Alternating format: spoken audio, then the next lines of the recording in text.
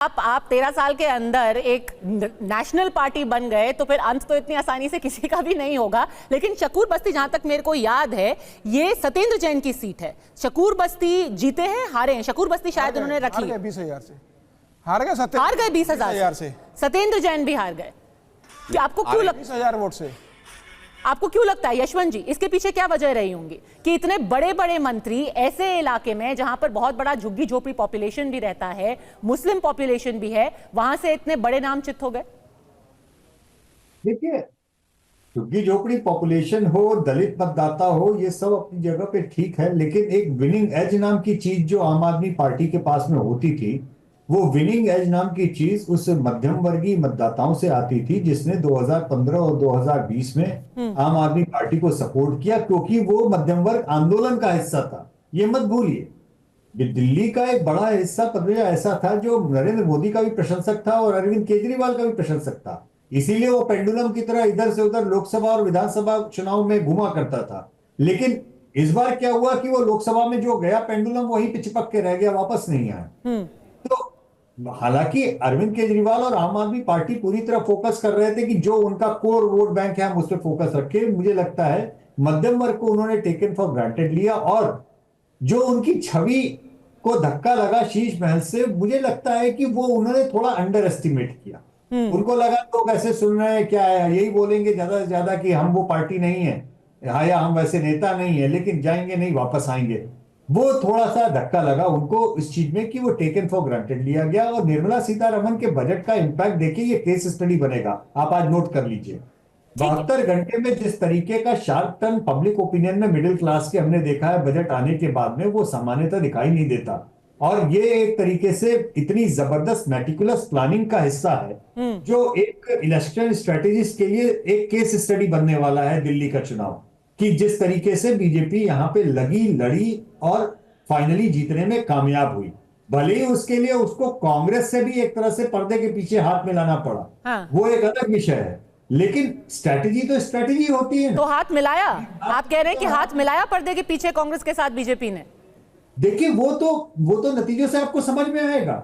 जिस तरीके से जो कैंपेन रहा राहुल गांधी जी का भी, या मतलब आप 6 महीने पहले लोकसभा चुनाव लड़ते समय तो आपके सहयोगी थे और उस समय सुरखाब के पर लगे थे आम आदमी पार्टी में। बताइए शाहनवाज जी, ऐसे कैसे चलेगा? यानी कि अरविंद केजरीवाल सही बोल रहे थे कि पर्दे के पीछे इलू इलू हो रहा है। उन्होंने तो यहां तक पूछ लिया कांग्रेस पार्टी से कि रॉबर्ट वड्रा जेल में क्यों नहीं है, राहुल गांधी जेल में क्यों नहीं है। अब आप ऐसा करने लगेंगे तो कैसे किसी को कोई चांस मिलेगी? देखिए, आम आदमी पार्टी ये इल्ज़ाम लगा दे तो चलेगा, यशवंत जी कैसे कहेंगे कि कांग्रेस पार्टी और भारतीय जनता पार्टी तो समंदर के दो किनारे हैं, नदी के भी नहीं। लेकिन ये सही है कि जितना दर्द आम आदमी पार्टी ने कांग्रेस को दिया है उतनी दवा हमने आम आदमी पार्टी को दे दी है। दर्द तो उन्होंने दिया था, दवा हमने दे दी उनको। अब ये सही है कि कांग्रेस पार्टी यहाँ सत्ता में थी, 0 पे हो गई। कांग्रेस को मिटिया मीट करने वाले, जड़ से दिल्ली में ख़त्म करने वाले तो आम आदमी पार्टी के नेता अरविंद केजरीवाल थे। और अगर आम आदमी पार्टी डूब रही है तो हो सकता है कांग्रेस ने भी एक धक्का दे दिया होगा। मैं तो थोड़ा वो भाषा नहीं बोल सकता, मतलब थोड़ा पैर लगा दिया होगा। उनको लगा भाई ये तो जाना ही तय है। और वो डिस्क्रेडिट, अगर आज आप समझिए कांग्रेस के पास भी तो सोचने वाले लोग हैं। उन्होंने सोचा कि अगर आज लोकसभा के चुनाव में दोनों मिल के लड़े तब भी हमने उनको भारी वोटों से हराया।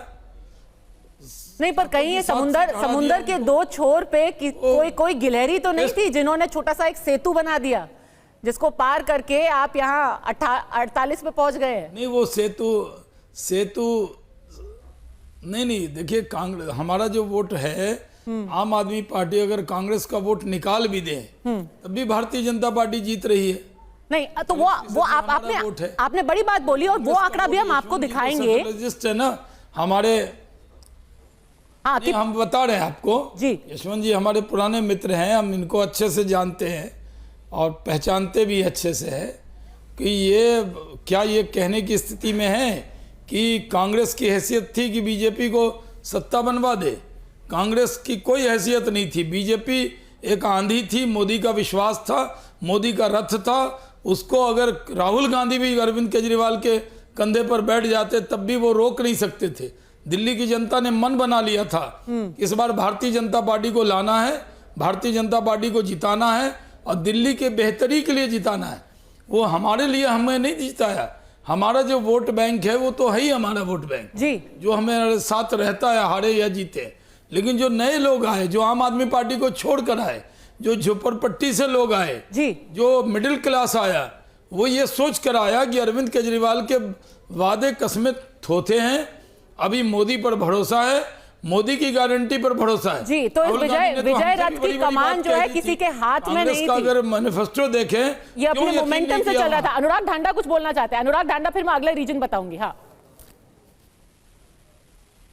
देखिए, मैं बहुत ही रिस्पेक्टफुली ये सबमिट करना चाहता हूं कि बीजेपी का अभी भी जो वोट परसेंटेज है वो उस वोट परसेंट को नहीं छू पाए जो आम आदमी पार्टी पिछले 2 चुनाव से लगातार विधानसभा में हासिल कर रही थी।